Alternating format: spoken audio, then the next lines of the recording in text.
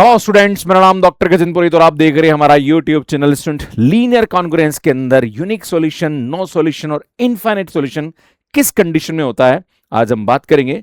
Plus ये solution क्या क्या होते हैं और कैसे निकालते हैं ये भी डिस्कस करेंगे। तो ये यूट्यूब वीडियो आपके लिए बहुत ही इंपॉर्टेंट होने वाला है। इससे पहले आपसे अनुरोध है कि आप चैनल सब्सक्राइब जरूर कर लीजिए अगर आपने नहीं कर रखा है।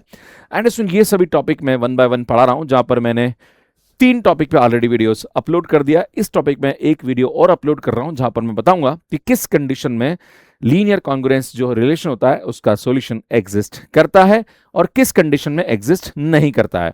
अगर आपने हमारे पुराने वीडियो नहीं देखे तो आप आईटी पे देख सकते हैं या थंबनेल यहाँ पे नजर आ जाएगी। बात करते हैं सुन लीनियर कॉन्ग्रुएंस के बारे में। राइट, लीनियर कॉन्ग्रुएंस क्या होता है? A linear congruence is an equation of the form, आपको पता ही है, x is congruent to b mod n where x is a non integer. और आपको यहाँ पे क्या करना होता है सुन, x की वैल्यू निकालनी होती है। क्लियर है? अब एग्जिस्टेंस ऑफ सॉल्यूशन मतलब कब सॉल्यूशन इस टाइप की इक्वेशन का एग्जिस्ट करेगा।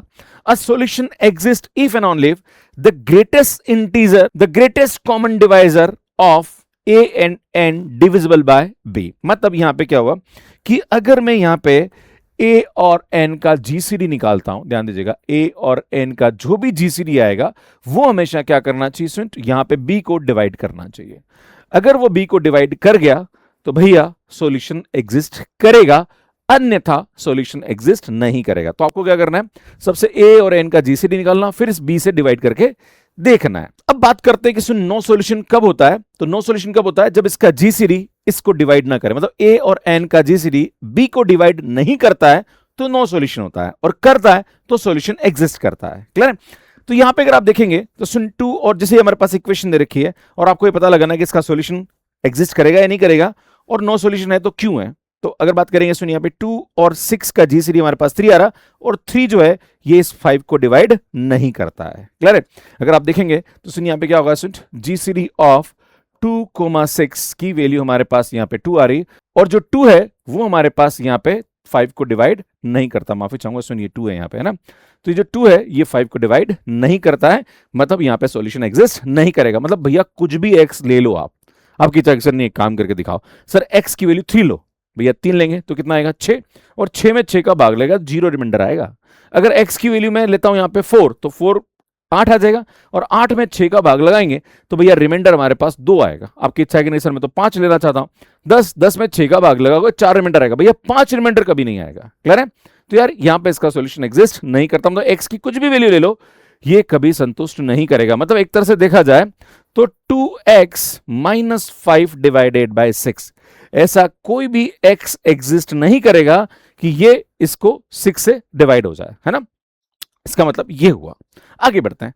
सुन, अगर मैं इसकी बात करूं तो अगेन यहां पे हमारे पास 4 और 10 का जीसीडी 2 और 2 7 को डिवाइड नहीं कर रहा है, मतलब there is no solution. Similarly 6 और 9 का जीसीडी 3 है और 3 11 को डिवाइड नहीं करता है, देयर इज नो सॉल्यूशन।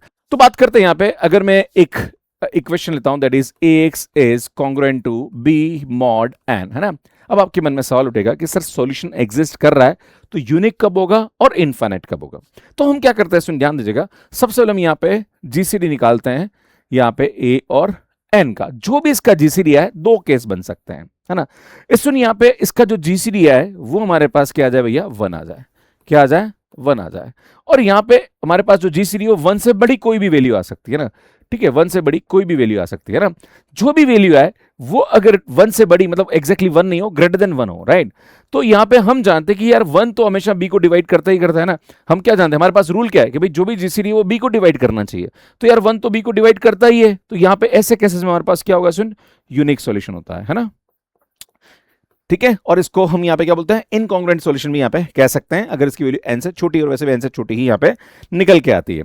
अब बात करते हैं यहाँ पे इसके बारे में कि अगर जीसीडी हमारे पास 1 से बड़ा आ गया, और ये जीसीडी अगर जो भी हमारे पास वैल्यू आई है यहाँ पे, ये अगर यहाँ पे b को डिवाइड कर गया और 1 से बड़ा है, तो उस वाले केस में यहाँ पे हमारे पास क्या आएगा स्टूडेंट, इनफाइनाइट सॉल्यूशन एग्जिस्ट करते हैं। क्लियर है? तो यार ये आपको ध्यान देने की आवश्यकता है ना। अब यहां पे इनफाइनाइट सॉल्यूशन आता है, पर एक सवाल उठता है कि सर इनफाइनाइट सॉल्यूशन के अंदर कॉन्ग्रुएंट और इनकॉन्ग्रुएंट दोनों होते हैं।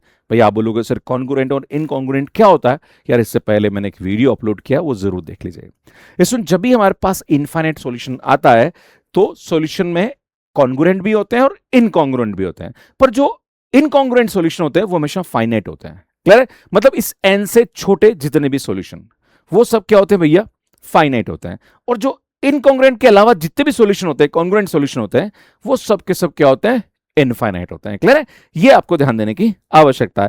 नहीं तो बहुत सारे लोग क्या है, कभी कभी एग्जाम में क्वेश्चन आ जाता है, राइट, कि इनकॉन्ग्रुएंट सॉल्यूशन इनफाइनाइट हो सकते हैं या फाइनाइट हो सकते हैं, जो भी ऐसा कुछ आ जाए, तो इनकॉन्ग्रुएंट सॉल्यूशन हमेशा क्या होते हैं भैया, फाइनाइट होते हैं ना। इनफाइनाइट वाले केस में भी फाइनाइट ही होते हैं, याद रखिएगा ना। अब मैं आपके सामने करके दिखाता हूं यूनिक सॉल्यूशन वाले केस में, मतलब ये वाला क्वेश्चन जब हमारे पास जीसीडी 1 आ जाए तो भैया फिर तो बाय डिफॉल्ट 1 इसको 4 को डिवाइड करेगा ही करेगा, तो ऐसे केस में हमारे पास यूनिक सॉल्यूशन हो जाता है, वो इनकॉन्ग्रुएंट सॉल्यूशन ही होता है। अब एक सवाल उठता है कि सर इनकॉन्ग्रुएंट सॉल्यूशन का मतलब होता क्या है? भैया इनकॉन्ग्रुएंट सॉल्यूशन का मतलब ये होता है कि जो भी हमारे पास सॉल्यूशन आ रहा है वो 5 से छोटा होना चाहिए। क्लियर है? अगर 5 से छोटा है तो वो हमारे पास इनकॉन्ग्रुएंट सॉल्यूशन होता है। अब आप बोलोगे सर कौन सा होगा? तो यार यहाँ पे x की वैल्यू अगर आप 2 रखते हो, क्या रखते हो भैया, x की वैल्यू क्या रखता हूं मैं, 2 रखता हूं। 2 रखूंगा तो यार ये 6 आएगा और 6 में 5 का भाग लगेंगे, 1 रिमाइंडर आएगा, नहीं 2 तो नहीं हो सकता है। 3 रख के देखते हैं, 3 रखेंगे तो 9, 9 में 5 का भाग लगाओगे तो भैया ये 4 रिमाइंडर बच गया, मतलब ये हमारे पास इनकॉन्ग्रुएंट सॉल्यूशन हो जाएगा। पर आपके मन में सवाल उठेगा, सर कैसे निकालते हैं, सर निकाल के बताओ, है ना। सर सॉल्यूशन निकालना भी तो पड़ेगा, है ना भाई, यूनिक सॉल्यूशन तो यूनिक सॉल्यूशन आना भी चाहिए, है ना। तो कैसे निकालते हैं ये हम समझते हैं ना।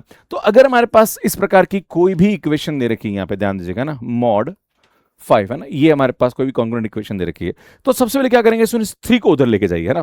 तो यार ये x इज इक्वल टू हमारे पास क्या आएगा, ये आएगा 3 इनवर्स 4, यहाँ पे आएगा मॉड 5, है ना, ये कॉन्ग्रुएंट 2 आएगा ना। अब हमें क्या चाहिए, सुन 3 इनवर्स की वैल्यू चाहिए। इसके लिए मैंने आपको समझाया था कि हम जानते हैं, सुन 3 इनवर्स इज इक्वल टू 1, मतलब कॉन्ग्रुएंट टू 1 मॉड, यहाँ पे क्या होता है, सुन 5 होता है ना। मतलब 3 को 3 इनवर्स से मल्टीप्लाई करोगे तो इसकी वैल्यू क्या आ जाएगी, 1 मॉड 5 के बराबर आ जाएगी। अब मुझे ये इनवर्स चाहिए, तो मुझे बताओ इस 3 इनवर्स की वैल्यू में क्या ले सकता हूं, है ना। तो 3 इनवर्स को मैं यहाँ पे अगर मैं 1 लेता हूं, है ना, तो हम जानते हैं 3 इंटू 1 जो आएगा वो 3 आएगा, और 3 में 5 का भाग तो लगता नहीं है। एक काम करते हैं, 3 इनवर्स को 2 लेके देखते हैं ना। तो 3 दूना 6 और 6 में 5 का भाग लगाओगे तो 1 रिमाइंडर आ जाएगा, मतलब यहाँ पे 3 इनवर्स की वैल्यू क्या आएगी, 2 आएगी, वो उठा के आप यहां रख दीजिए ना। तो x is equal to 2.4 mod, यहाँ पे क्या आएगा 5, ये कॉन्ग्रुएंट आएगा, है ना। तो सुन ये आएगा हमारे पास x कॉन्ग्रुएंट 8 मॉड 5 आ जाएगा। पर हम जानते हैं कि ये रिमाइंडर होता है, रिमाइंडर हमेशा 5 से छोटा होना चाहिए, तो 5 से भाग लगाओगे तो यार यहां से हमारे पास बचेगा रिमाइंडर 3, तो यार 3 मॉड 5 आ जाएगा। मतलब इसका जो यूनिक सॉल्यूशन आएगा या इनकॉन्ग्रुएंट यूनिक सॉल्यूशन आएगा वो क्या आएगा भैया, 3 आएगा। क्लियर है?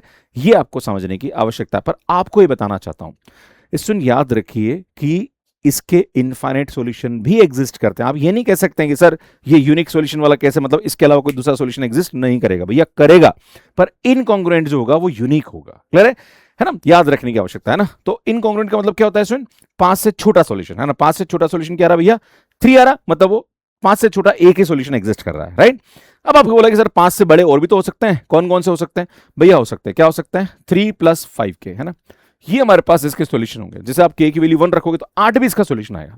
आप बोलोगे तो 8 कैसे आ रहा है, देखो इसको करो, 8 × 24, 24 में 5 का भाग लगाओगे 4 रिमाइंडर बचेगा, है ना। आपको अगर k की 2 रखोगे, है ना, तो 10 और 3 13, 13 × 39, 39 में से 5 का भाग लगाओ 4 रिमाइंडर आ रहा है ना। मतलब सॉल्यूशन हमारे पास, देखो जब भी सॉल्यूशन एग्जिस्ट करेगा तो वो इनफाइनाइट ही होगा कॉन्ग्रुएंट तो, पर इनकॉन्ग्रुएंट हमारे पास एक भी हो सकता है और एक से ज्यादा भी हो सकता है। क्लियर है? एक होगा तो यूनिक सॉल्यूशन, एक से ज्यादा होगा तो हम उसको इनफाइनाइट सॉल्यूशन काउंट करते हैं। क्लियर है? याद रखने की आवश्यकता है, ठीक है ना, ये मैंने आपको समझा दिया। नेक्स्ट क्वेश्चन देखिए, सुनिए हमारे पास दे रखा है, right, that is 4x is equal to 5 mod, यहाँ पे क्या रहा भैया 11 एंड कॉन्ग्रुएंट 2। तो हम देखेंगे सबसे पहले इसका जीसीडी, तो हम जानते हैं यार भैया GCD of 4,11 is equal to 1 और 1 5 को डिवाइड करता है, मींस यहाँ पे हमारे पास जो इनकॉन्ग्रुएंट सॉल्यूशन होगा वो क्या होगा भैया, यूनिक होगा, है ना। जितना जीसीडी होता है उतना ही सॉल्यूशन होता है, तो 1 है तो मतलब इनकॉन्ग्रुएंट सॉल्यूशन 1 हो जाएगा। क्लियर? अब कैसे 1 निकालेंगे, तो सुन क्या करेंगे, यहाँ पे इस 4 को उधर लेके जाओ, तो 4 इनवर्स 5 मॉड क्या आएगा 11। क्लियर है? अब हमें 4 इनवर्स की वैल्यू निकालना है, तो हम क्या करते हैं भैया, हम जानते हैं 4.4 इनवर्स इनकॉन्ग्रुएंट टू 1 मॉड, यहाँ पे क्या आएगा भैया 11, है ना। अब बताओ मुझे इस 4 इनवर्स की वैल्यू क्या हो सकती है। अगर मैं 1 रखता हूं, देखो 4 इनवर्स को रख के देखना पड़ेगा ना। 1 रखेंगे तो 4 आएगा, भैया छोटा है ना, हमें 11 से बड़ा चाहिए ना। 2 रखेंगे तो 8, मतलब नहीं है। 3 रखते हैं ना, तो 4 इनवर्स की वैल्यू मैं यहाँ पे 3 लेता हूँ ना। 3 लिखूंगा तो 12, है ना भाई, 4 3 12, 12 में 11 का भाग लगाओ, 1 रिमाइंडर रहा, मतलब ये ठीक है। तो 4 इनवर्स की वैल्यू यहाँ पे क्या आ जाएगी भैया 3 हो जाएगा। तो 3.5 मॉड यहाँ पे क्या आएगा 11। तो यार ये 15 हो गया, पर 15 11 से बड़ा है, तो 15 में 11 का भाग लगाओगे तो भैया कितना आएगा 4 मॉड यहाँ पे क्या आएगा 11। मतलब इसका जो इनकॉन्ग्रुएंट सॉल्यूशन आएगा वो हमारे पास यहाँ पे क्या आएगा भैया 4 आ जाएगा ना। ये हमारे पास एक प्रकार से इसका इनकॉन्ग्रुएंट सॉल्यूशन आएगा। और इसके अलावा जितने भी सॉल्यूशन आएंगे दैट इज 4 + 11 के टाइप के, है ना, इसमें ये सब के सब हमारे पास कॉन्ग्रुएंट सॉल्यूशन आते हैं जो कि इनफाइनाइट भी हो सकते हैं, पर यहाँ पे जो इनकॉन्ग्रुएंट सॉल्यूशन होगा वो यूनिक होगा। क्लियर, ये ध्यान देने की आवश्यकता है। अब बात करते हैं सुन मल्टीपल सॉल्यूशन के बारे में कि एक से ज्यादा सॉल्यूशन। देखो इनफाइनाइट सॉल्यूशन तो कह सकते हैं हम लोग, मल्टीपल सॉल्यूशन यहाँ पे कह सकते हैं। क्लियर, ज्यादा अच्छा वर्ड रहेगा, है ना। सुन यहाँ पे क्या करेंगे, क्योंकि हमारे पास जो कॉन्ग्रुएंट सॉल्यूशन होते हैं वो यूनिक और इस वाले केस में हमेशा इनफाइनाइट ही होते हैं, है ना।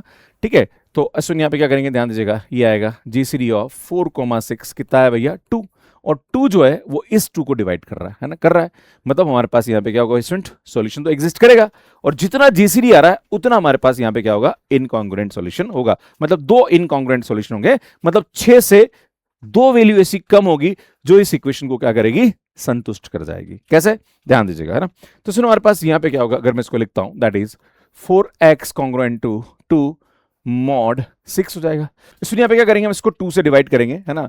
ये प्रॉपर्टी हम इसको यूज कर सकते हैं, 1 मॉड यहाँ पे क्या आ जाएगा भैया 3 हो जाएगा, राइट। अब हम क्या करते हैं, सुन 2 को उधर लेके चलते हैं ना, तो ये आएगा 2 इनवर्स डॉट 1 मॉड 3 आ जाएगा। हमें 2 इनवर्स की वैल्यू निकालनी, तो हम जानते हैं सुन यहाँ पे क्या होता है 2 इनवर्स कॉन्ग्रुएंट टू 1 मॉड 3 हो जाएगा। अब 2 इनवर्स की वैल्यू हम क्या लेंगे, एक बार 1 लें, तो यार 1 लेंगे 3 से छोटा आ जाएगा, 2 लेते हैं, है ना। तो 2 2 4, 4 में 3 का डिवाइड करेंगे 1 रिमाइंडर आ, मतलब 2 इनवर्स की जो वैल्यू आएगी वो हमारे पास यहाँ पे आएगी 2 हो जाएगी। सुन ये वैल्यू उठा कर रखते हैं ना, तो x = 2.1 2 हो जाएगा, मॉड यहाँ पे क्या आ जाएगा सुन 3 हो जाएगा। तो यहाँ से हमारे पास जो सॉल्यूशन आ रहा है वो क्या आ रहा है सुन 2 आ रहा है, ध्यान दीजिएगा। पर आप बोलोगे सर इसके तो और भी सॉल्यूशन आने चाहिए ना, क्योंकि मल्टीपल सॉल्यूशन है, तो 6 से छोटे और भी सॉल्यूशन आने चाहिए। बिल्कुल आएंगे, क्या आएंगे सुन यहाँ पे ध्यान दीजिएगा, इसके जो सॉल्यूशन आएंगे और भी वो हमारे पास आएंगे सुन 3k + 2 आएगा। तो k की वैल्यू जब आप 0 रखोगे तो ये आएगा, है ना। k की वैल्यू 1 रखते हैं, बेटा 1 रखेंगे तो यार यहां से हमारे पास 5b का एक सॉल्यूशन आएगा। मतलब 2 सॉल्यूशन आ रहे हैं जो कि 6 से छोटे हैं, मतलब हमारे पास इनकॉन्ग्रुएंट सॉल्यूशन जो है वो मल्टीपल आ रहा है ना। तो उस केसेस में हमारे पास ये मल्टीपल सॉल्यूशन वाला केस निकल के बनता है। जब आप यहाँ पे 5 रखोगे, 5 चौक 20, 20 में 6 का भाग लगाओगे 2 रिमाइंडर आ जाएगा, मतलब ये इसको संतुष्ट कर रहा है। तो इसमें यहाँ पे इनकॉन्ग्रुएंट सॉल्यूशन जो है वो 1 से ज्यादा आ रहे हैं ना, तो इसलिए इसको मल्टीपल सॉल्यूशन वाला केस हम यहाँ पे कहते हैं। इस प्रकार से ये क्वेश्चन भी है ना। हम जानते हैं सुन इसका जो जीसीडी आएगा वो हमारे पास 3 आएगा, और 3 6 को डिवाइड करता है ना। जितना जीसीडी आ रहा उतने ही इनकॉन्ग्रुएंट सॉल्यूशन होता है। तो यार ये आएगा हमारे पास 9x is congruent to mod 12 आ जाएगा। अब हम क्या करते हैं सुन, सबसे पहले 3 से डिवाइड, देखो 3 सबसे डिवाइड कर रहा है ना, तो ये आएगा 3x कॉन्ग्रुएंट टू 2 मॉड, यहाँ पे क्या आएगा 4 आ जाएगा। अब इस 3 को उधर लेके चलते हैं ना, तो यार ये आएगा 3 इनवर्स, ध्यान दीजिएगा, .2 मॉड 4 हो जाएगा। अब हमें 3 इनवर्स की वैल्यू निकालनी है ना, तो हम जानते हैं सुनिए क्या आएगा 3.3 इनवर्स कॉन्ग्रुएंट टू 1 मॉड, यहाँ पे क्या आएगा सुन, ये आ जाएगा 4, है ना। अब हम देखते हैं सुन 3 इनवर्स की वैल्यू क्या रखें, 1 रखूंगा तो मतलब नहीं है, 2 रखूंगा तो 6 पे 4 का भाग लगाएंगे तो 1 रिमाइंडर नहीं आएगा। सुन 3 इनवर्स की वैल्यू 3 रहता हूँ, 3 3 9, 9 में 4 का डिवाइड करेंगे 1 रिमाइंडर आ जाएगा ना। मतलब 3 इनवर्स की वैल्यू क्या आएगी भैया 3 आ जाएगी, है ना। और ये 3 इनवर्स की वैल्यू उठा के यहाँ रख दो 3, है ना। तो 3.2 मॉड यहाँ पे क्या आएगा 4, तो यार ये 3 2 जा क्या आ जाएगा भैया 6। पर हम जानते हैं सुन यहाँ पे 6 जो होता है वो 4 से बड़ा है, तो हम इसको 6 से 4 से डिवाइड कर देंगे ना। तो यार यहाँ से हमारे पास इसकी जो वैल्यू आएगी, है ना भाई, 6 को 4 से डिवाइड करोगे तो हमारे पास 2 रिमाइंडर आएगा, मतलब इसका जो सॉल्यूशन आएगा वो 2 आएगा। पर हमें तो यहाँ पे 3 सॉल्यूशन बताना, भाई जितना जीसीडी आएगा उतने सॉल्यूशन आएंगे और उतने ही इनकॉन्ग्रुएंट सॉल्यूशन आएंगे, राइट। तो यार हमें तो और भी चाहिए, तो उस वाले केस में हम क्या करेंगे, हम जानते हैं इसके सॉल्यूशन कौन से होते हैं बेटा, x = वो हमारे पास होते हैं सुन 4k + 2, है ना। इसको k से मल्टीप्लाई करो 2 जोड़ दो ना, इतने आते हैं ना। तो जब 0 रखा तो भैया सुन x 1 रखेंगे ना, 1 रखेंगे तो 6 आ जाएगा, है ना। फिर x 2 रखते हैं, 2 रखेंगे तो 8 और 2 10। सुन ये तीनों के तीनों सॉल्यूशन जो है ये 12 से क्या है छोटे हैं, इसका मतलब यहाँ पे इनकॉन्ग्रुएंट मल्टीपल सॉल्यूशन आएंगे। बाकी और भी सॉल्यूशन आएंगे जो कि 12 से बड़े होंगे, वो सब के सब यहाँ पे क्या होंगे सुन कॉन्ग्रुएंट सॉल्यूशन हो जाएंगे। तो यार ये मैं आपको बताना चाह रहा था। बाकी अभी तक आपने चैनल सब्सक्राइब नहीं किया तो कर लीजिए, काफी अच्छा कंटेंट हम आपके लिए अपलोड करते हैं। एंड स्टूडेंट ये हमारा मैथ्स का ऐप है जहां पर हम लोग CSIR NET, GATE, IIT JAMs, UTPG अलग अलग एग्जाम्स के कोर्सेज देते हैं। अगर आप हमारे कोर्सेज लेना चाह रहे हैं तो कैसे आप कोर्स ले सकते हैं, इसका वीडियो आप यहाँ जाके देख सकते हैं। बाकी नंबर थ्योरी की जो प्लेलिस्ट है वो आपको यहाँ जाके मिल जाएगी, यहाँ जाके चैनल को सब्सक्राइब कर सकते हैं। धन्यवाद।